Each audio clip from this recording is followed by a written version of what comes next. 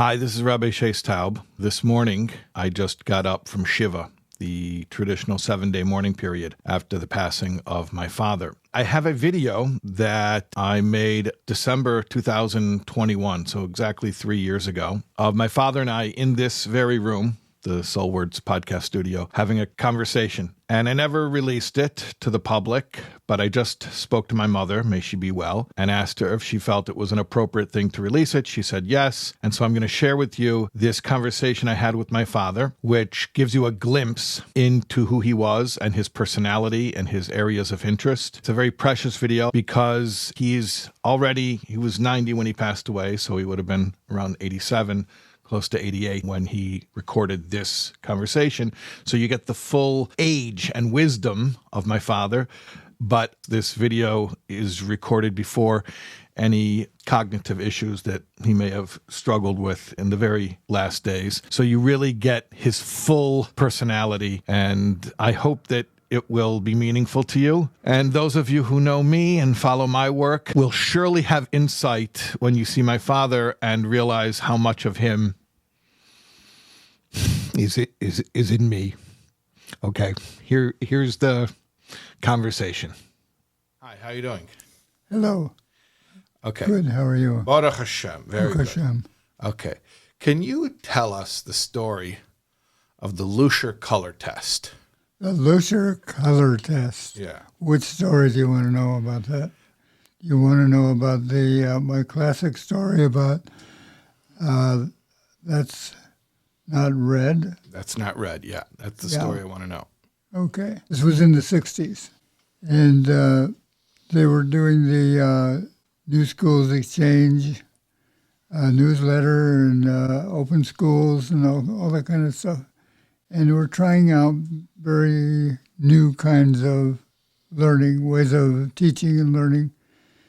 And I decided to run my class that way. It was a college class. It was a community college. So one of the activities I was doing, I was having the students group, form groups, and do various kinds of activities. One of them was a Lüscher color test. And there were different kinds of tests and psychological. This was a course in psychology, intro to psych. Yeah. And it's a personality test. And this was a personality test, Yeah. but there were different kinds of psychological tests people were doing Right. and talking about, and as a group. So the Lüscher color test, it was like 7 colors. I believe it was 7 or 8, sort of like that. And you rank these colors, and they're like paint chips, right? Like you go to the hardware store and you... Yeah, it's like you look at the, open the book for the samples. Right. And all these colors are there. Yeah. And you pick your color that you like the best, put that at the top, then rank them on all the way down. In order of how much you prefer them. Yes. Yeah. So everything was going fine. I was dividing them into groups. I was walking around supervising the various groups, and everything was going good. And this reminds me of another story. I'm going to ask you about the story later about I almost drove my car into a tree. Oh, okay. But that's when you were a student. But tell us about the Lüscher colors, the Lüscher color test. Right. So all of a sudden I hear a row. They're having a big, not only a discussion, but an argument, and loud voices and people moving around. And I come over to it. It was the Lüscher color test people. And I said, "What's the matter? What's going on?" Each group was doing different tests. Yeah, each group was doing different tests. So the group that was doing the Lüscher color test was fighting. Yeah, everybody else was going along doing their thing. Okay. And they were happy, and everything's going as it should be. And their grades were based on this, on doing these activities, more than taking a question and answer or multiple choice or a true or false test. It was experiential. So, but the experience was going awry here, and I didn't know what it was, and I went over to him, and one woman stepped forward And she said, "It's me. I'm the one. I'm sorry." And she was an older woman, maybe in her 60s, 50, late 50s, 60s. Everybody else there was like at a high school. They were all young. And she admitted that it was her. And I said, "Well, what's the matter?" And I drew her aside and we talked. And I said, "What's the matter?" And she said, "Well, you want us to sort these colors in terms of choice of what we like. Well, I like red." And she picked up what these colors, by the way, were not primary colors. They were a little off red, off blue, off yellow. They were a little off. But I said, it doesn't matter whether it's red or not. It's whether you like it or not. How you respond to that color that's on the page. Yeah. And it doesn't matter the I like name. red. Yeah. Because my favorite color is red. Okay. The name of the color doesn't matter. You don't even have to name it. You just look at it and say, "I like this." Right. And this is best, and then this is second, and I don't like this at all. Right. Goes on the bottom. So whatever you want to do. I said, but I can't do it. She said, "I like red, and this is not red." She kept saying that. I said, "Where do you work? Do you have a job?" And she said, "Yes." Day job, yes. Work in an office. I said, "Do you get along with everybody very well?" And she said, "No, I have some issues with people." And they weren't saying issues yet. They were saying problems. And then the culture changed into one of political correctness. You couldn't say a problem anymore. Nobody had problems. They just had issues. But this was before that. She had a problem. So she said, "I have problems at work, too." And I said, "Well, here's what I think. Do you know about general semantics? Have you heard of that?" General semantics. General semantics by a man named Korzybski, who was an engineer who came from. I didn't tell her all that. I said, do you know about this general semantics?" And there was it was very well known because there was a senator, S.I. Hayakawa, who was a professor at a California university who wrote a book about general semantics. He was a general semanticist. So it was a very legitimate college course and field of study. But the man who invented it was an engineer. He was from Lithuania or some country, some foreign country. And he... I have here Polish-American originator Alfred Korzybski. Korzybski, yeah. Korzybski. Yes. Korzybski. He was the creator of this school of thought. And it became very popular. As I said, we had a man who later became senator and wrote a book about it, S.I. Hayakawa. And there were other people that, of note that were So you told involved this lady, let's get back to the story. So the lady who's having a dilemma about choosing the color in the Lüscher color test because she wanted to choose the red because she'd always liked red. Yes. But she couldn't identify with that particular red. And you were That's telling her, well, not red. just choose. It's not red. I can't choose it. But that's I not can't, red. I said, well, you don't have to choose it. Maybe you don't want to. No, I can't make a decision on it. It's not red. So you told her about general semantics from Korzybski. Yeah. And you told her what? So I told her, go look him up, look it up, find the most readable. And why did you think that was helpful? Well, because she had a difficulty in general semantics. That's what I had diagnosed her. I hadn't told her that, but I had diagnosed her as a literalist. No, Is that a diagnosis? I don't even call him that. Concrete thinker. I don't have a label for it. I just say somebody who does not get it as far as semantics. They think that everything, a word is the thing. Right. That's the problem. You grow up thinking, you learn that as a child. That word is that thing. That red is red. That's what red is. That's red. Right. So anything else, you show me this reddish color, it's not red. So, it's a different thing. It's Right. not the thing that, it's supposed to be. And this is supposed to be red, and it's not. And so that's the problem. So I realized that's why I asked her if she had problems at work, because this is going to spill over into everyday interactions, and you're going to have trouble understanding people. They're going to have trouble understanding you, because your whole problem is understanding Like, words. would you like pizza for lunch? Well, it's 2:00. It's not lunch anymore. Yeah. But I asked you, I really want to know if you want pizza. It's not as I don't much, care if it's lunch. It's not as much literalism as it is. You want to have pizza.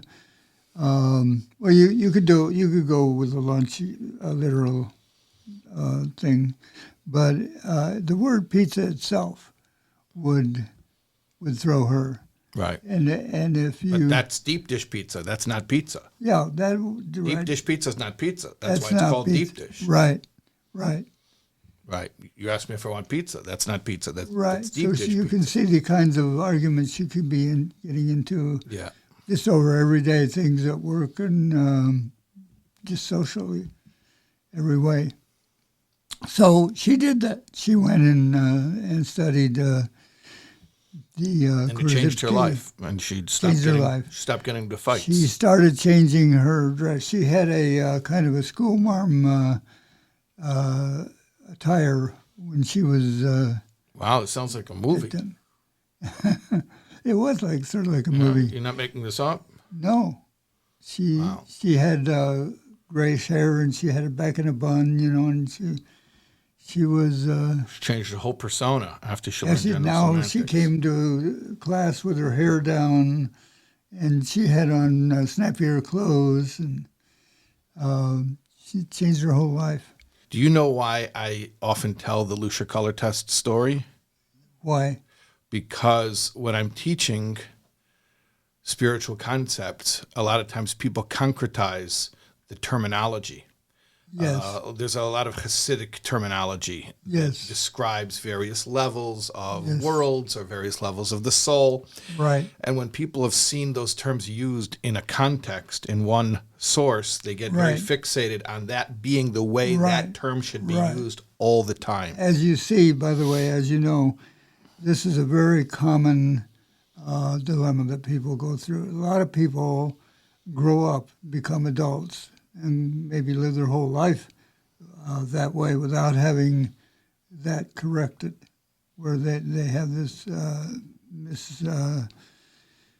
misappropriation, a misnomer, a miscalculation, a misperception of anyway of what things are, because they learned that it was associated with the word. The word was that thing.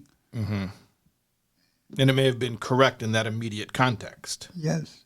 But then Yes.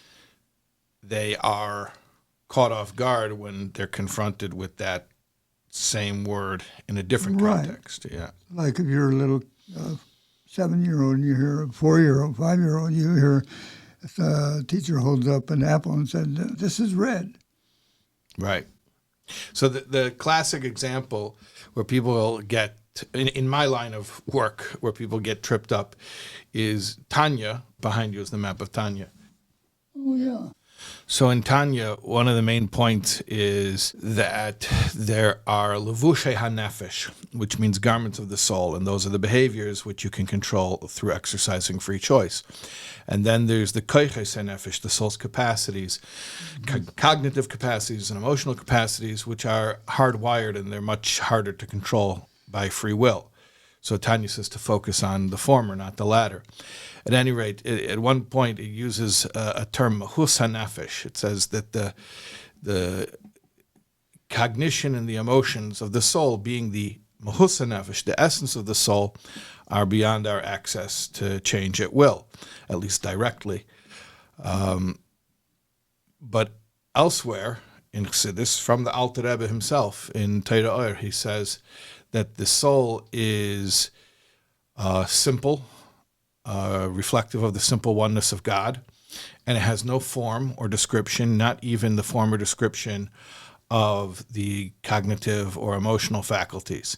And he says, in this that I said that the essence of the soul, in Tanya, I said that the essence of the soul is its cognitive and emotional capacities. That was a relative term in the context of a book that was about distinguishing between the inner soul, which you can't control, and the outer expressions of the soul, which you can control. But if we're talking here in Torah more on a theoretical level, then we have to say that, no, what we were calling the essence of the soul in Tanya is not really the essence, it's more of an outer expression. But relative to the outer expression of behaviors, then we called it the essence. Yes. Yeah. And this is also the characteristic of people who have difficulty with this issue of general semantics, is that they do not understand deep things, or the more Abstract? abstract. Yeah. The more abstract something is, the harder it is for them. Some people have a lot of trouble with abstract terms. Yeah. Abstraction itself. Yeah. I often point out that morality itself is an abstraction. Yes. Because if you really want to think concretely, Yeah. whatever benefits the survival of the organism, that's right. Might makes right. And that's why you're getting the idea of people are literalists who have this difficulty. And it is true. They are also literalists, but I don't think the general semantics problem is just literalism. I think that, it's too narrow a definition. What would you call it? I would call it mistaking words for things. See, I call it the thingification of ideas. Yeah. Because you have ideas and you have things. Ideas are abstract and fluid. And things are, things being physical, they're limited. They can only, no two things can be in one place, and no one thing can be in two places. Right. Quantum theory notwithstanding. But things are limited and they're defined.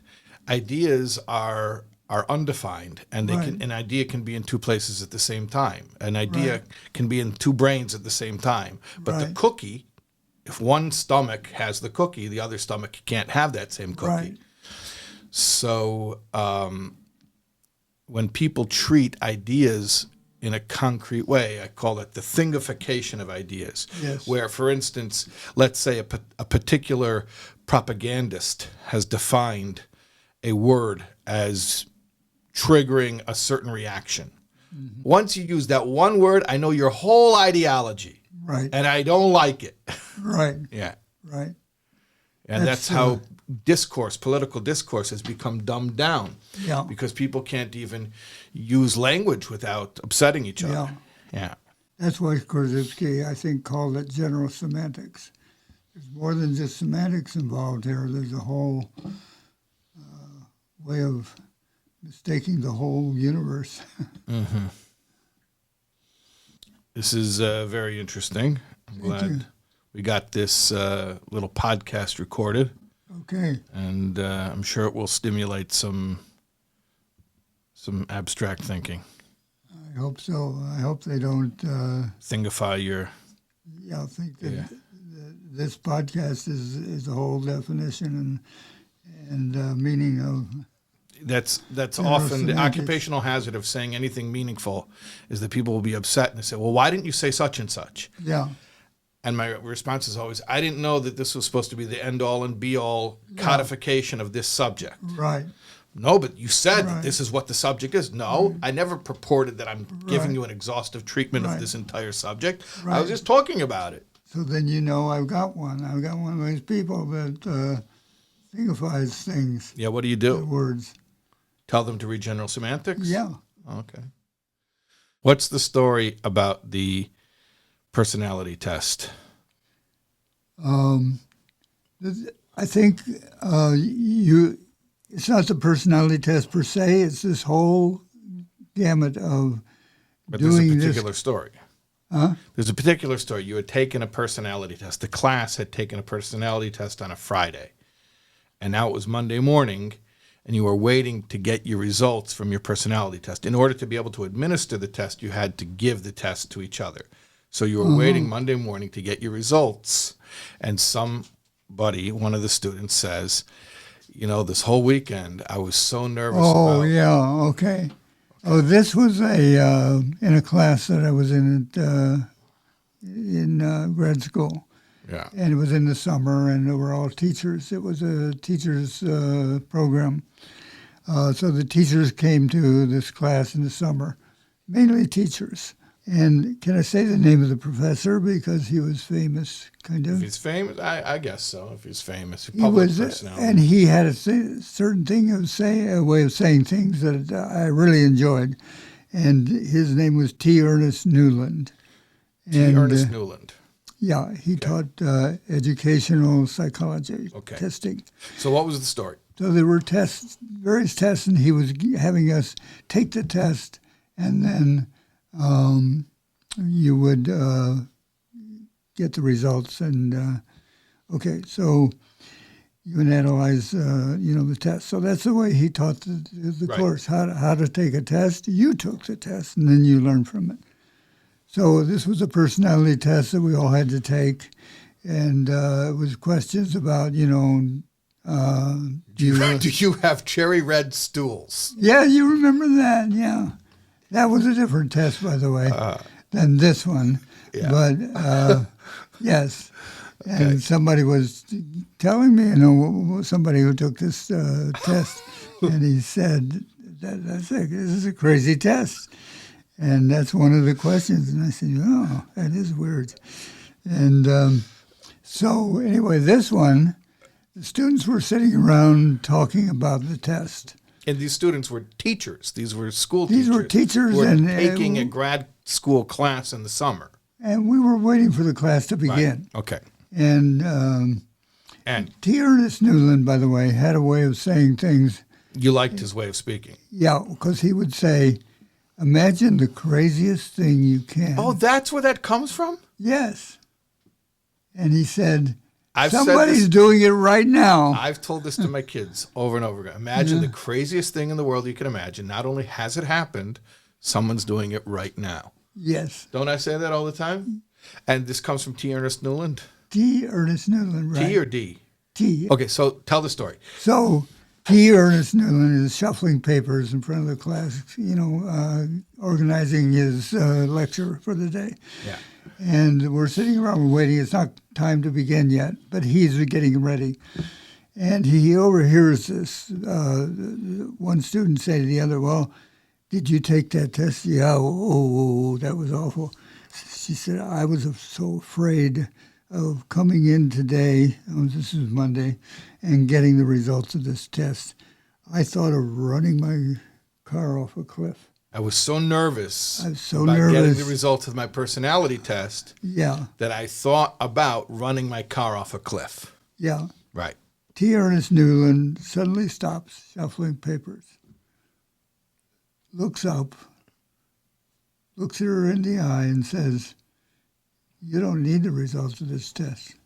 You just took it. Right. That's your personality test. That's your personality test. The fact that you were so anxious about the results of a personality test that you even entertained the thought. He didn't say that, but that was implied. Right. Yeah. I think you know all my stories. Yes, I do. Even ones that I've forgotten. Even the ones that I told you. Cherry red stools. Yes. Yeah, I forgot I told you that. Yeah. Okay. Okay. Well, this has been really a delight and a treasure. It has been for me, too. Yes.